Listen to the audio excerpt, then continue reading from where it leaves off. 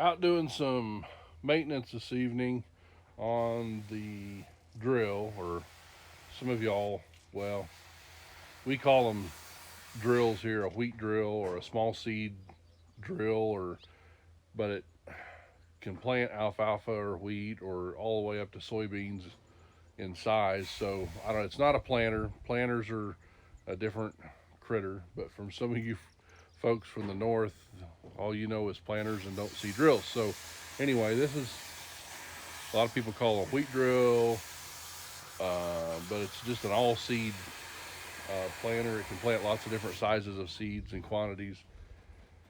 And it was last planting alfalfa, and so we're cleaning out all the boots, and getting it ready for. I think it's going to plant some sesame next.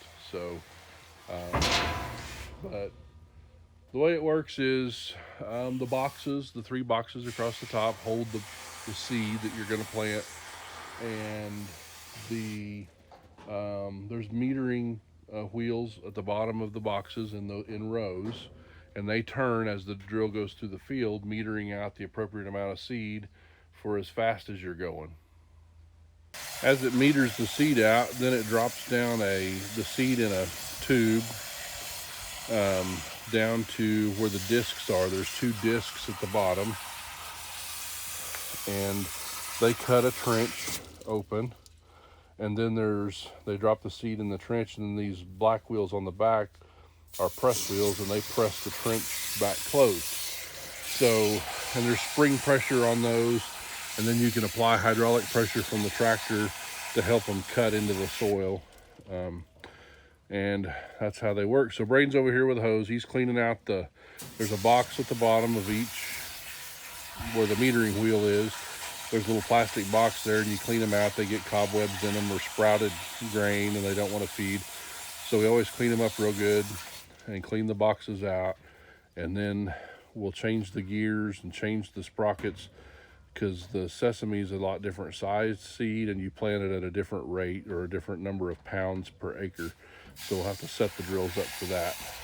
But just another job, another thing we're doing, and thought we would show you all what we're up to.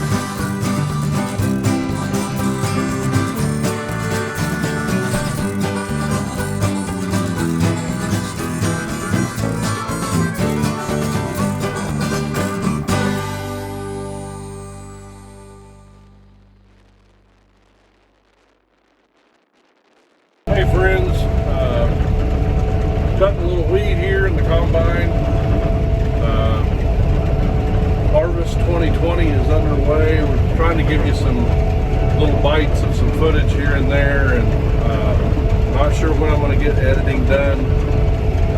This time of the year is pedal to the metal. I work a day job in the morning till around 11 o'clock or so, and then come to the field. And the guys have done a lot of the service work in the mornings, and we're ready to roll, and we start cutting wheat, and we'll cut wheat as late as we can, sometimes 10, 11, 12 o'clock at night, and get up the next day and do it again.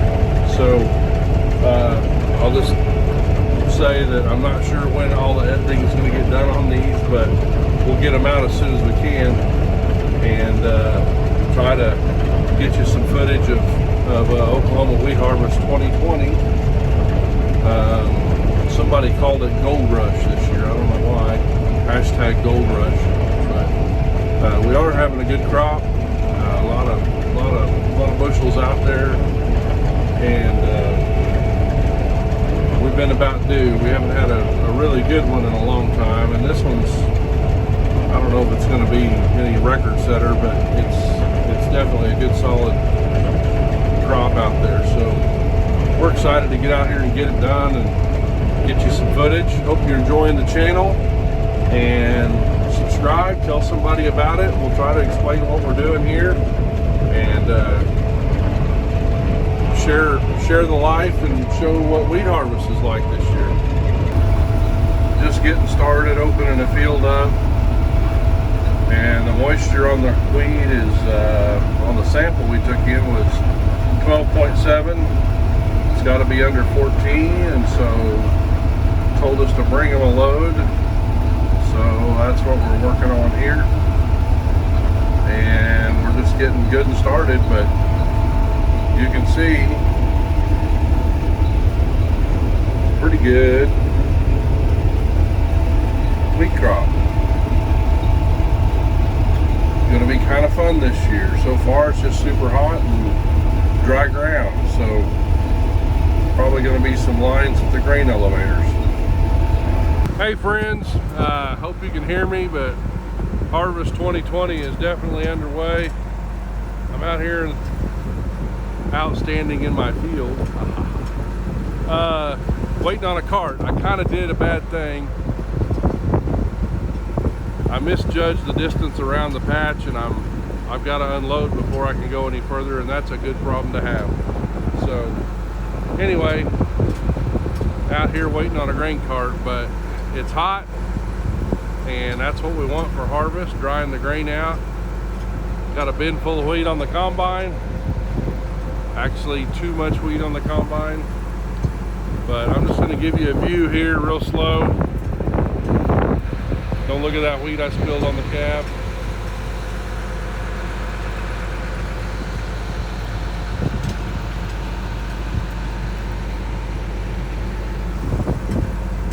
So anyway, probably some wind noise in this video. I know there's engine noise from the combine, but wanted you to see what it's like out here in the field, and see what a bin full of wheat looks like. That's probably well over. We'll see you later. Okay, this is dumping on the go from a combine. This is where we drive along next to the machine with the tractor. We run the same pace, drive a straight line, hopefully, and unload the combine into a cart that takes the grain over to the edge of the field and loads it into the semi to go into the grain elevator. And this is just a way to keep the combine rolling and get more acres done in a day. It just makes us more efficient, get over the ground a little better, keeps the combine lighter if you have muddy ground, and we're able to dump on the go, and one operator can run that over to the truck, and sometimes they're also the truck driver. But anyway, that's what they call dump it on the go. We're in a combine. This is what they call the header here in America. Australians, I think they call it the front or the fronter. I don't know. We call it the header. There's a sickle down there cutting the grain off, and there's conveyor belts bringing the crop to the center of the machine. Anyway, the header gathers in the grain, brings it up into the combine. The reason a combine is called a combine is it combined two pieces of equipment, I think in the 30s, 20s. They used to cut or swath the hay or the wheat, and they would bind it or put it in shocks or stacks in the field to dry, and then a second process later, a thresher would come and thresh those stacks. And what a combine does is cuts it off, gathers it, brings it inside, threshes it, separates it, puts the clean grain up into a holding tank, puts the chaff and the straw and everything, the waste out the back, and spreads it out. Anything that's not too clean, it runs it back through in the separation process and cleans it again. And all that's automated, and a lot of belts and pulleys and chains, a lot of moving parts back underneath the operator. And anyway, that's what we're doing. That's what a combine does. Just rolling along here, cutting some wheat, and we'll get back with you. Well, a lot of us homestead or country or whatever you want to call it, farmers, ranchers, we're all a little more in tune with the weather than most. And I'm telling you, this is some of the strangest weather today I have ever cut wheat in. It's just after supper time, about 7 o'clock, and the wind's blowing about 50 out of the west, which that doesn't ever happen. The temperature's dropped 15 degrees. We're down around 62 now, and it's dropping. I've never seen anything like this. Never cut wheat in anything like this. It was 100 yesterday, it's supposed to be 85 tomorrow, but for today we're going to see 54 overnight. And this thing blew in here with all this wind, but I mean, we're kind of keeping the wheat in the combine, sorta. I have just never cut wheat, except just in the head of a thunderstorm or something. I have never cut wheat like this. Look at the straw hanging onto the side of the combine out there. Obviously the wind's behind me right now, but good night. Strange times we're living in, stranger weather. Don't know. Very, very odd.